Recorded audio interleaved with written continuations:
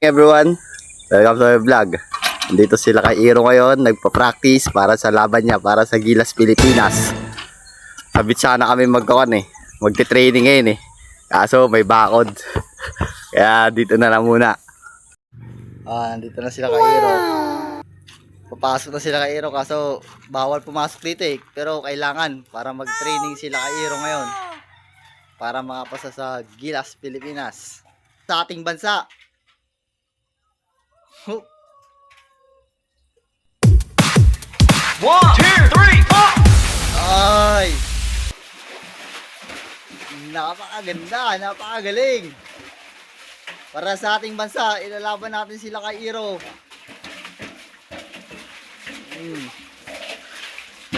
Sila.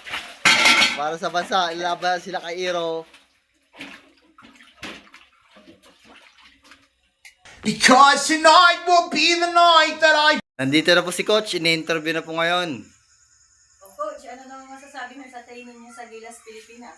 Madam, mabuti naman madam, pagbutihan nilang pagtitraining po sa team natin. Lalo na sa natin, doon na kami sa bagka nag-training kasi mahirap naman sa dagat, baka mamaya may mangyari pa sa mga team natin. Baka may marunod pa para walang masabi sa mga pamilya nila. Kaya doon na lang kami para maganda. Thank you po.